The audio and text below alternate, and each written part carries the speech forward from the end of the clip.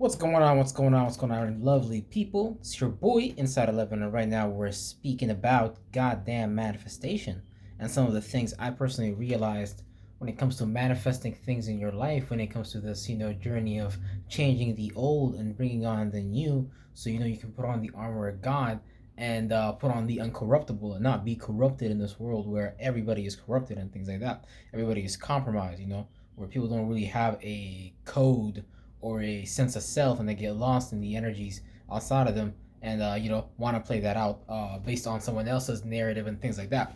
But some of the things that I realized on my manifestation journey was that it's really not about expecting necessarily the physical thing to come to be or anything like that. It's just about being able to impress the feelings that you want to see outside of you on your subconscious mind, because that's like your woman, that's like your yin realm, and it's not you can do it with words, and you can stimulate the mind, you can stimulate your body, and all that is great. Biohacking and the ability to use speech and sound to affect the mind. That's where you have you know music and different types of influences that are able to affect your mind, that we use in a holistic sense to heal our mind and to be able to change our lives and move from a different paradigm and shift to a different paradigm as far as acknowledging new feelings that can exist in our life. So a lot of the things that I realized was that you don't necessarily need to be in need, because whenever you're in need, you're just really creating the inevitable, which is for you to continue to be in that state of need, because the universe, God's going to continue to give you whatever is it that you are in as a form of a feeling, because your thoughts, they arise based on your program. You can only attract to you what you program yourself, what you have resonated to, because it's based on the law of resonance and things like that. Whatever vibrational space that you're in, you're going to attract those type of particles, those type of atoms and things like that, because your body and mind is of a particular tribe, and those tribes collaborate in a particular manner. So when you understand your own attributes and characteristics, you start to learn how to do these areas of your life, a little bit more sufficiently and things like that. And so I've been saying for a while, like, what have I been learning from manifestation? You gotta like have the feeling itself. You gotta have the feeling of love.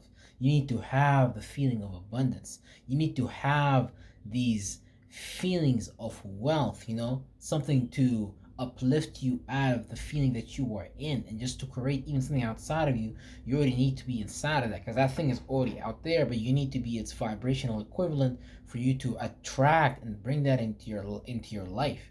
It's not going to come to you if you're in a state of fear, worry, and doubt, which is basically the energy signature that we use subconsciously to generate and create most of our reality. Since we come from that fear paradigm and that fear mentality, that doubt energy, we don't want to be in that anymore. As people, you're watching this video, chances are you want to manifest the lifestyle, you want to manifest the mental disposition, because it starts with the mental disposition first, then it comes down physically. So that's how things always work. Other than that, you're really working backwards, and you can use physical things to ignite yourself and things like that, like a plant or whatever, coffee or whatever. But it all starts with inside, because you gotta have a sustained habit pattern that carries you through your life, that is benevolent onto you. So you don't want to be in those energies, as far as, because a lot of things that you have to get out of for you to even manifest what you want, like guilt, shame, worry, doubt, unbelief, energies that you've been in for so long that that you're ashamed to go for what you want to go for. You're afraid of your own self. You lock yourself in that closet mentally,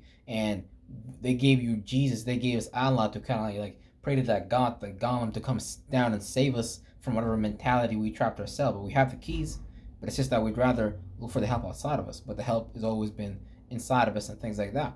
So always create the sense, the feeling inside of you first, and then when you do that, that's when you can start to play that out externally. It's gonna come to you naturally, because you're already gonna be in that body language. You're already gonna be following a particular speech that is influenced via your neurological network that you have created via creating a new mentality by renewing your mind. And you're just going to stand up different, you're going to talk different, you're going to move differently, just based on this new mind that you created, which is going to manifest your reality into existence. But it starts with you having that mental disposition, because once you are intoxicated with yourself, you're in love with yourself, People are gonna start to see that outside of you, and people are gonna look at you like, whoa, whoa, whoa, why is this person doing this? This person is getting far, doing something that I'm afraid to do, but it's still workingly sufficient for them, and it looked like their life is more together than my life.